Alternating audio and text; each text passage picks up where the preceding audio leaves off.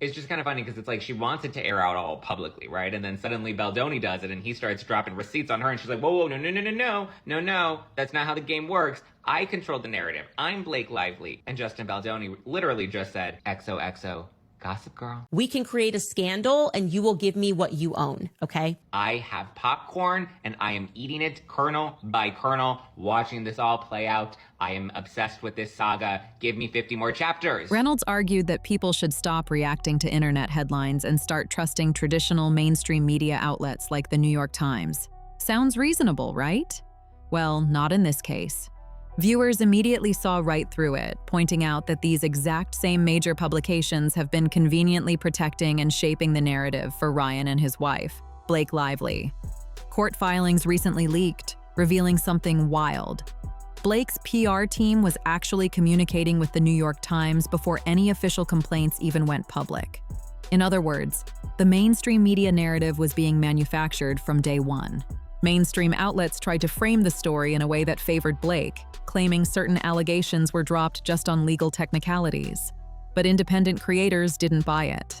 They went directly to Judge Lyman's official ruling and found the truth.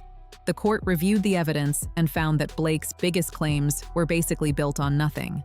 She comes out, she says she was sexually harassed, she files this paperwork, but it's actually not really a court case. The controversy deepened because of claims involving a separate legal matter and allegations regarding coordination between parties involved in the dispute.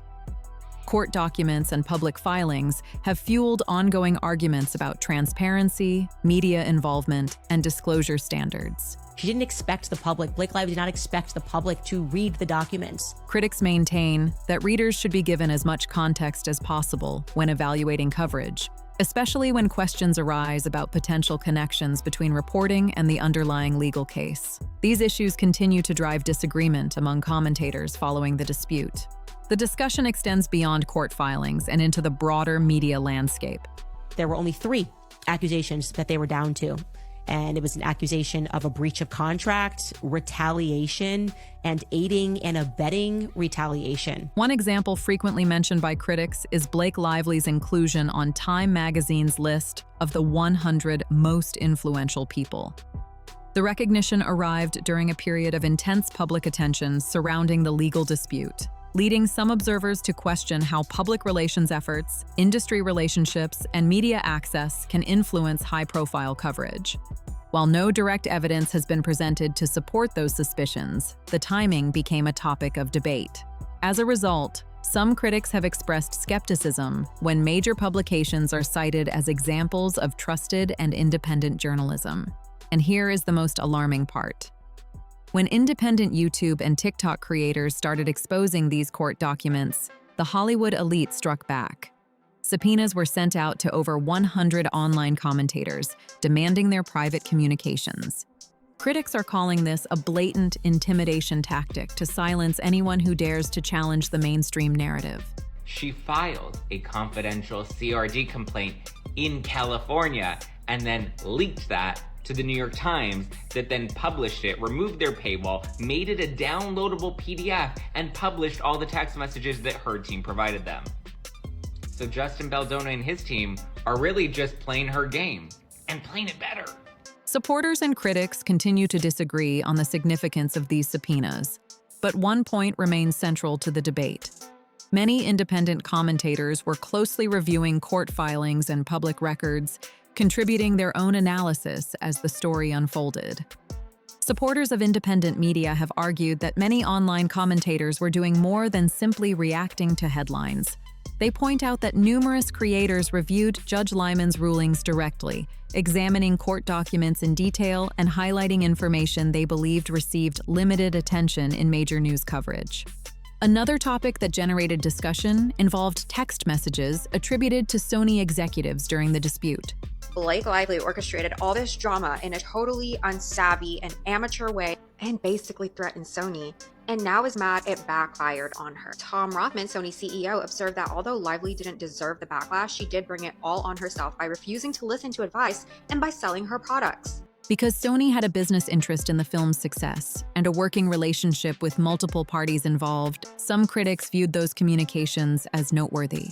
Reports about the messages have been cited by commentators who argue they provide additional context about tensions surrounding the production. Sony president Sanford Panich also wrote she did it to herself if she just let him come to the premiere or didn't make all the cast unfollow him or kick him off the movie and did what everyone has ever done in show business for time and memorial, which is to protect the show, then none of the sleuthing would have happened. The hairstyle at the same time was epic level stupid. Wow. Critics have also questioned why certain reports did not discuss those messages in greater detail. They argue that information viewed as relevant by one side of the debate should be considered alongside other evidence when presenting a broader picture of the case. Ryan Reynolds has also become part of the conversation. Some observers have noted that media coverage has focused heavily on other individuals connected to the dispute while giving less attention to Reynolds' reported involvement behind the scenes. Whether that omission is significant remains a matter of debate, but it has become another point raised by critics examining how the story has been covered. Critics of the media coverage have also focused on Ryan Reynolds' reported connection to events surrounding the dispute. They argue that various claims about his involvement, including reports regarding creative input, industry communications, business activities, and public appearances, received little or no attention in some major articles covering the case. For those critics, the absence is significant because Reynolds is one of the most influential figures connected to the broader story. They contend that a comprehensive examination of the controversy should at least address allegations and public reports involving individuals who may have played a notable role behind the scenes. Questions about editorial decisions have therefore become a major part of the debate. Some commentators argue that leaving out certain details creates an incomplete picture, while others maintain that news organizations must make choices about what information is most relevant to a particular article. The discussion becomes even more heated when combined with ongoing arguments about media transparency and court filings. Critics claim that independent creators gained attention because they were reviewing legal documents directly and presenting their own interpretations to audiences. As a result, the broader conflict has expanded beyond the lawsuit itself and into a larger debate about who the public should trust for information and analysis.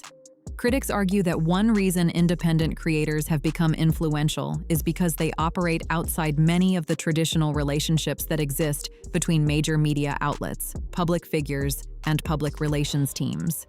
Unlike large organizations that often rely on industry access, independent commentators can focus on publicly available information without needing exclusive interviews or insider connections. This disagreement ties into a broader debate about trust, influence, and information online.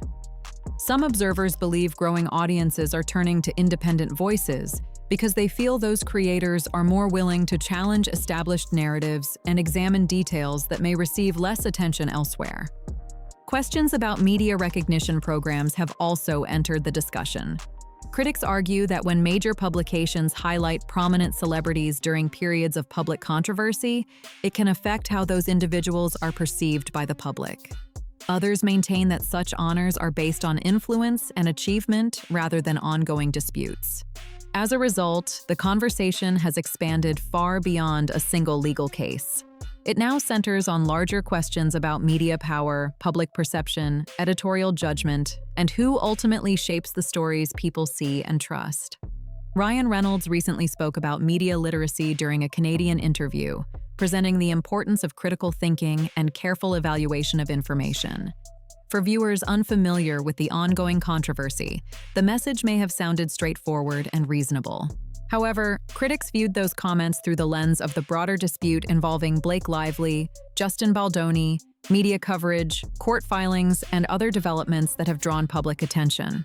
Because of that context, some commentators interpreted Reynolds' remarks very differently, arguing that they reflected growing frustration with how the story has been analyzed online. According to those critics, a series of events fueled skepticism toward the dominant public narrative. They point to reporting from major publications, independent reviews of that coverage, Judge Lyman's rulings, discussions surrounding text messages, allegations raised in court filings, and legal actions involving online commentators. Together, these developments encouraged many people to examine the case more closely and compare competing interpretations of the facts. Critics argue that the timing of Reynolds' comments is important because they came after months of intense scrutiny and public debate. In their view, the remarks were not made in isolation, but during a period when alternative analyses of the case were gaining attention. The discussion has also expanded into questions about the business side of media. Some commentators argue that large publications operate within systems influenced by access, relationships, reputation, and commercial interests, while others maintain that established outlets continue to follow professional editorial standards despite those pressures. Critics of traditional media argue that relationships between major outlets, public figures, and industry insiders can influence how stories are covered. They point out that access to interviews, early information, and future opportunities often creates incentives that shape reporting decisions. According to these critics, when independent commentators highlight those relationships, the response is frequently a debate over credibility, standards, and trustworthiness. At the same time, many observers acknowledge that social media presents real challenges. Misinformation exists. Some content is shared without proper verification, and not every source operates in good faith. These concerns are widely recognized and remain an important part of the discussion surrounding online information. Where opinions differ is on the solution. Critics argue that media literacy should involve examining primary sources whenever possible, including court filings, official rulings, public statements, and other original documents. They believe critical thinking requires looking beyond headlines, comparing multiple sources, and paying attention not only to what is reported, but also to what may be omitted. Supporters of independent commentary claim that many creators covering this dispute followed exactly that approach. They reviewed court documents, analyzed public records, and offered their own interpretations, rather than relying solely on media summaries. Another major point of controversy involved legal actions directed at online commentators. Reports that more than 100 creators and journalists received subpoenas became a focal point of public debate. Critics argued that such actions could discourage discussion by creating financial and legal burdens for smaller creators, regardless of the eventual outcome. Supporters of those legal efforts, meanwhile, contend that parties involved in litigation have the right to pursue information they believe is relevant to their case. The disagreement has become one of the most closely watched aspects of the broader controversy. Despite the controversy, public interest in this story shows little sign of fading. In fact, Reynolds' interview appears to have sparked even more discussion, encouraging people to revisit the case, review the claims being made, and examine the available information for themselves. Critics argue that the interview raised new questions rather than settling old ones. Some have wondered why a figure with Reynolds' influence chose to focus on concerns about independent media, while the legal process continues to unfold. That question has become another topic of debate among those following the case closely.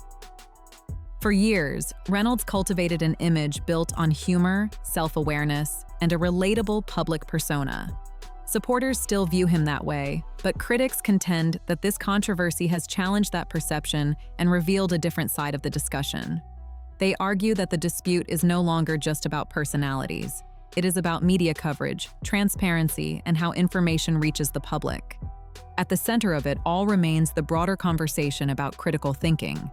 Supporters of independent analysis believe people should review original sources, compare different perspectives, and draw their own conclusions rather than relying on any single outlet or commentator. So, what do you think? Was Ryan Reynolds raising a valid point about media literacy? Or is this just a desperate PR move to control the damage and shut down independent creators? Let me know your thoughts in the comments, hit that like button, and subscribe for more deep dives just like this one.